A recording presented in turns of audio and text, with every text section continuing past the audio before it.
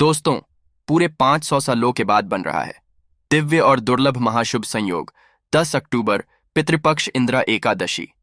इस दिन मतलब पितृपक्ष की इंदिरा एकादशी को मतलब कि 10 अक्टूबर को चुपचाप गाय को खिला दें। यह एक छोटी सी चीज रोडपति भी होंगे, करोड़पति मिलेंगी।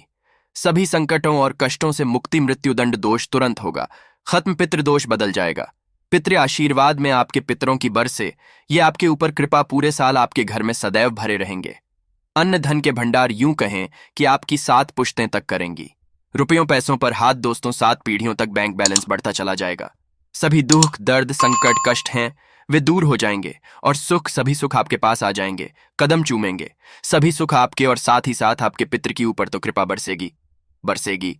पितृ तो प्रसन्न होंगे ही होंगे, साथ ही साथ भगवान विष्णु जी, माता लक्ष्मी की भी कृपा बरसेगी, क्योंकि पूरे 500 वर्षों के बाद ऐसा दुर्लभ संयोग में है।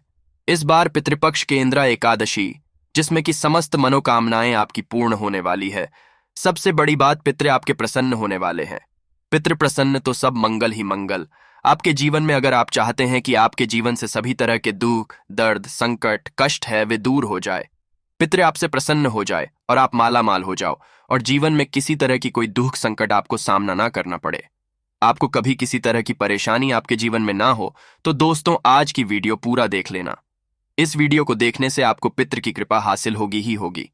33 कोटि देवी देवताओं को धारण करने वाली गौ माता की भी कृपा आपको हासिल होगी और साथ ही साथ भगवान विष्णु जी, माता लक्ष्मी की तो कृपा आपको हासिल होनी ही होनी है। बहुत ही दुर्लभ संयोग में समय निकालकर पूरा वीडियो देख लेना। अगर आज की ये वीडियो आप पूरी देखोगे तो इस वीडियो को देख जो इन उपायों को करोगे तो 7 पीढ़ियों तक के लिए आपको लाभ मिलेगा। ये समझ लेना। तो दोस्तों, फायदे के लिए पूरा वीडियो देखना मिस मत कर देना। दोस्तों, वीडियो को आगे शुरू करें। सबसे पहले तो आपसे रिक्वेस्ट करते हैं, वीडियो को लाइक कर दें। सबसे पहले और सच्चे दिल से कमेंट्स बॉक्स में जय पितृदेव, जय श्री विष्णु, जय महालक्ष्मी, जय गौ माता अवश्य लिख देना, जिससे समस्त मनोकामनाएं आपकी पूर्ण हो जाए। और ज्यादा से ज्यादा वीडियो को शेयर जरूर करना, जिससे और लोग भी इस वीडियो के माध्यम से लाभ उठा। दोस्तों, अश्विन माह के कृष्ण पक्ष की एकादशी को इंदिरा एकादशी के नाम से जाना जाता है। ये एकादशी पितृपक्ष के दौरान आती है, इसलिए इसका महत्व और भी अधिक बढ़ जाता है। इसे पितृपक्ष एकादशी भी कहते हैं।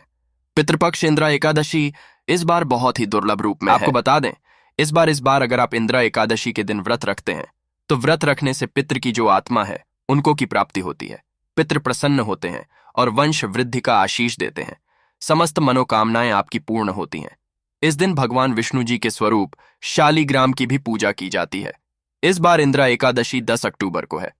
आपको बता दें, ऐसा माना जाता है कि इस दिन भगवान विष्णु जी, माता लक्ष्मी की आराधना करने से स्वर्गलोक की प्राप्ति हो जाती है और व्यक्ति जन्म मरण के बंधन से मुक्त हो जाता है। जय दोस्तों, इस बार पितृपक्ष की जो इंदिरा एकादशी है, इस दिन आपको सुबह प्रातःकाल जल्दी उठना है और स्नान आदि से निर्वत होने के बाद आपको भगवान विष्णु जी की विधि विधान से पूजा अर्चना करनी है। और पितृपक्ष के इंदिरा एकादशी पर आपको श्राद्ध अपने पितरों के निमित्त विधि अनुसार करें। पितृ के निमित्त आपको अन्न धन वस्त्र जो भी बने, दान धर्म के कर्म करें।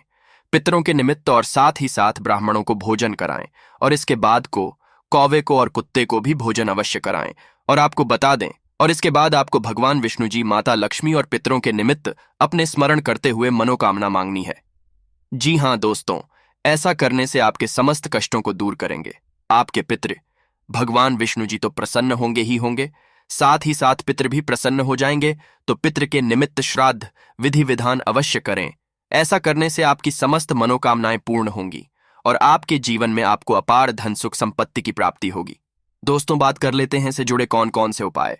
आपको 10 अक्टूबर मतलब कि पितृपक्ष की इंदिरा एकादशी को करने हैं, जिससे कि आपके पितृ की कृपा हासिल हो, पितृ प्रसन्न हो जाए, भगवान विष्णुदेव प्रसन्न हो जाए और 33 कोटि देवी देवताओं को धारण करने वाली गौ माता की भी कृपा आपको हासिल हो।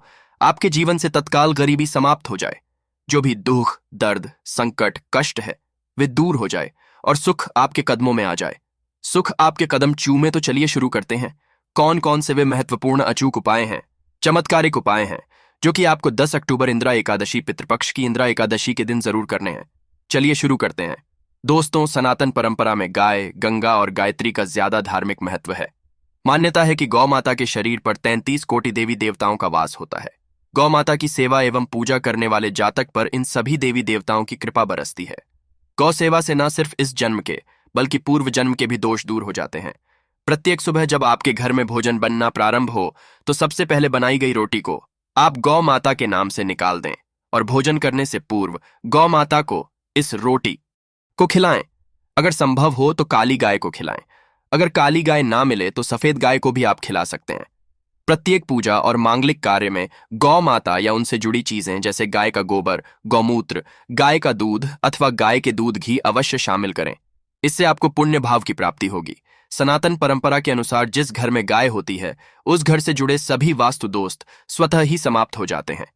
किसी भी पूजा में गाय से हासिल पंचमय युक्त वृद्धार्थ का उपयोग अवश्य शामिल करें, क्योंकि पंचमय के बिना कोई भी पूजा पाठ और हवन सफल नहीं होता।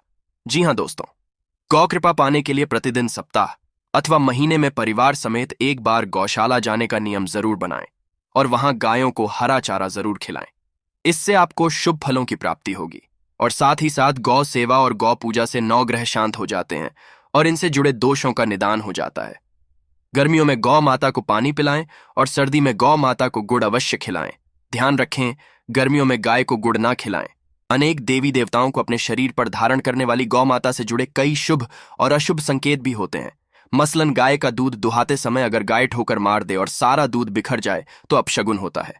अगर कोई यात्रा पर निकल रहा हो और गाय अपने बछड़े को दूध पिलाती सामने आ जाए तो निश्चित रूप से जिस यात्रा के लिए आप निकले हैं वह यात्रा आपके लिए अवश्य ही सफल होगी और वह काम जिसके लिए आप निकले वह अवश्य ही पूर्ण होगा। यात्रा पर जाते समय बाईं ओर गाय की आवाज आना और रात्रि में गाय की हुंकार करना भी शुभ होता है। दोस्तों, साथ ही साथ गाय के साथ आप भूल कर भी ये काम ना करें, अन्यथा मिलता है घोर और जीवन भर की परेशानियां। जी हाँ दोस्तों, गाय को राष्ट्रीय पशु बनाए जाने और इन्हें मौलिक अधिकार दिए जाने की बात हो रही है तो सवाल उठता है कि गाय जब संस्कृत का अहम हिस्सा है तब भी गाय के साथ लोग खराब व्यवहार कैसे कर लेते हैं। गाय दर दर भटकती रहती है, भरपेट इन्हें चारा तक लोग नहीं देते। गाय जब तक दूध देती रहती है तो उनकी सेवा होती है और जैसे ही दूध देना बंद कर देती है तो लोग इन्हें उनकी किस्मत पर छोड़ देते हैं। सड़कों पर और गलियों में भटकने के लिए ऐसे में गोवंशी जीवों को कोई डंडे से मारता है, कोई उन पर पानी डाल देता है। कभी वाहनों से इन्हें ठोकर लग जाती है तो कभी बीमार होकर बेचारी ये गाय दम तोड़ देती है। ऐसे में जरूरत है इन बातों को जानने की गाय को लेकर शास्त्रों में क्या कहा गया है, गाय के साथ आपको कैसा व्यवहार करना चाहिए। क्या दोस्तों गाय को कभी भी मारना पीटना नहीं चाहिए। शास्त्रों में गाय को माता का दर्जा दिया गया है। गाय को मारने पीटने वाला माता को मारने पीटने वाले के समान पाप का भागी माना जाता है। ऐसे घरों को लोक में वर्षों तक कष्ट भोगना पड़ता है। अगले जन्म पशु योनि में मिलता है। कथा है कि गौतम मुनि ने गलती से गाय को डंडा मार दिया था जिससे गाय की मृत्यु हो गई थी और इस पाप से मुक्ति के लिए इन्हें वर्षों तक तपस्या करनी पड़ी। भगवान श्री कृष्ण जी ने बैल स्वरूप आए वृत्तासुर का वध कर दिया था, जिससे मुक्ति के लिए भगवान श्री कृष्ण को संपूर्ण तीर्थों को एक कुंड में बुलाना पड़ा और इस कुंड में स्नान से वह पाप मुक्त हो गए थे। साथ ही साथ जो लोग पानी पी रही गाय को भगाते हैं वे घोर पापी के भागी बनकर भोगते हैं, ऐसा पुराणों में बताया गया है। जबकि जो लोग गाय के लिए प्याऊ और चारा बनवाते हैं वह महाभाग्यवान होते हैं। ऐसे लोग घोर पाप से मुक्त होकर स्वर्ग पा जाते हैं और बड़े ही धनवान कुल में जन्म लेकर सुख भोगते हैं। और साथ ही साथ आराम कर रही गाय को कष्ट देकर कभी भी उठाना नहीं चाहिए। कहते हैं कि जिस स्थान पर गाय बैठी है वहां से नकारात्मक ऊर्जा समाप्त हो जाती है। गाय के बैठने की जगह को जो लोग नियमित साफ रखते हैं वह जन्म में किए गए जाने अनजाने में पापों से मुक्ति हो जाती है और गोलोक में स्थान पाते हैं। गाय को डंडा मारकर उठाना, पानी डालकर उठाने से मनुष्य पाप का भागी बनता है और अगले जन्म में उसे दर दर भटकना पड़ता है। और साथ ही साथ शास्त्रों में बताया गया है कि गाय का दूध उसके बछड़े के लिए होता है। गाय के बछड़े से बचा हुआ दूध ही मनुष्य को लेना चाहिए, परंतु कुछ लोग एक बार गाय को लेने के बाद फिर से के लिए बचा हुआ दूध भी धो लेते हैं। ऐसा करना घोर पाप कहा जाता है। ऐसे दूध को वाला और ग्रहण करने वाला दोनों ही पाप के भागी बन जाते हैं। दोस्तों, साथ ही साथ शास्त्रों में कहा गया है कि गोवंश मतलब गाय और बैल के पीठ पर नहीं बैठना चाहिए। इनके पीठ पर बैठने से महापाप लगता है। ऐसे लोगों को की यातना भोगनी पड़ती है। एकमात्र महादेव के अंश के उत्पन्न नंदी ही गौवंशी है, जिस पर स्वयं और महादेवी सवारी करती है, क्योंकि नंदी ने स्वयं अपनी इच्छा से महादेव की सवारी बनना स्वीकार किया था। और साथ ही साथ शास्त्रों में गाय के दान को बहुत ही महत्व दिया गया है, परंतु ऐसी गाय का दान कभी नहीं करना चाहिए जो बूढ़ी और बीमार हो। कठोपनिषद में नचिकेता की कथा भी इस संदर्भ में है कि जिस नचिकेता ने पिता द्वारा बूढ़ी गाय को दान करने पर जताई थी, दूध देने वाली और बछड़े सहित। जो लोग गाय का दान करते हैं वह महान पुण्य को हासिल करके स्वर्ग में स्थान पाते हैं। दोस्तों, साथ ही साथ सूर्य, चंद्र, मंगल या शुक्र की युति राहु से हो तो पितृदोष होता है। यह भी मान्यता है कि सूर्य का संबंध पिता से एवं मंगल का संबंध रक्त से होने के कारण सूर्य अगर शनि, राहु या केतु के साथ स्थित हो या दृष्टि संबंधी हो तथा मंगल की युति राहु या केतु से हो तो पितृदोष होता है। इस दोष से जीवन संघर्षमय बन जाता है। अगर पितृदोष हो तो गाय को प्रतिदिन या किसी भी एकादशी को या किसी पूर्णिमा के दिन या अमावस्या को रोटी, गुड़, चारा आदि खिलाने से पितृदोष समाप्त हो जाता है। साथ ही साथ देसी गाय की पीठ पर जो कपुद होता है वे बृहस्पति गुरु है। अतः जन्मपत्री में अगर बृहस्पति अपनी नीच अशुभ स्थिति में हो तो देसी गाय के इस बृहस्पति भाग एवं शिवलिंग रूपी कुबर के दर्शन करने चाहिए। गुड़ तथा चने की दाल रखकर गाय को रोटी भी दे, इससे आपको शुभ फलों की प्राप्ति होगी। और साथ ही साथ अगर आप रास्ते में जा रहे हो और सामने से गौ माता आती हुई तो गौ माता को आप अपनी दाहिनी ओर से जाने देना चाहिए। आपकी यात्रा अवश्य ही सफल होगी। और साथ ही साथ ये संकेत भी जान लें, अगर आप यात्रा पर जा रहे हैं और सामने आपके गाय पड़ जाए अथवा अपने बछड़े को दूध पिलाती हुई सामने गाय दिखाई दे जाए तो समझ जाना कि वह यात्रा आपके लिए अवश्य ही सफल होगी। और साथ ही साथ जिस घर में गाय होती है उसमें वास्तु दोष स्वतः ही समाप्त जाता है। और साथ ही साथ आपको बता दें कि गाय को आप जो भी रोटी बनाएं प्रतिदिन ताज़ी रोटी ही बनाएं। गाय को अगर आपने रोटी बनाई है तो कोशिश करें कि उस रोटी को आप तुरंत ही गाय को दे दें। अगर आप उस रोटी को रख देंगे और उस रोटी को अगले दिन देंगे तो वह रोटी बासी मानी जाएगी। गाय को कभी भी बासी रोटी ना दें, इससे घर में नकारात्मक ऊर्जा वास करती है और जो भी कार्य आपके बनने वाले होंगे वह कार्य भी आपके बिल्कुल भी नहीं बनेंगे। इससे आपके घर में हमेशा दलित देवता का वास और आप जिस भी कार्य को करेंगे उस कार्य में आपको हमेशा असफलता ही हाथ लगेगी। इसलिए कोशिश करें गाय को रोजाना ताज़ी रोटी बनाकर खिलाएं और रोटी को बिल्कुल ना रखें। बासी रोटी गाय को ना दें और साथ ही साथ सड़ी गली चीजें गाय को नहीं खिलानी चाहिए कि घर में कोई फल है, कोई सब्जी है, सड़ जाए तो लोग क्या करते हैं, गाय को खिला देते हैं। नहीं, ऐसा नहीं करना चाहिए। ऐसा करने से अगर आप गाय को खिलाते हैं तो और आप भागी बन जाते हैं। आप बिल्कुल भी सड़ी गली चीजें गाय को ना खिलाएं और साथ ही साथ आप आटे की 11 लोहियां बनाकर उनके ऊपर हल्दी लगाएं। इसके बाद आप उन 11 लोहियों को एक एक करके गाय को खिलाएं। प्रत्येक लोहे को खिलाते समय गाय के सींगों पर आप हाथ फेरें, पीठ पर हाथ फेरें, मस्तक पर हाथ फेरें। माता गाय के आप चरणों के स्पर्श करें। जहां दोस्तों ऐसा करने से आपके समस्त बनने लगेंगे, जो दुख का समय चल रहा है वह भी समाप्त होगा। आपके जीवन में खुशियां ही खुशियां होंगी।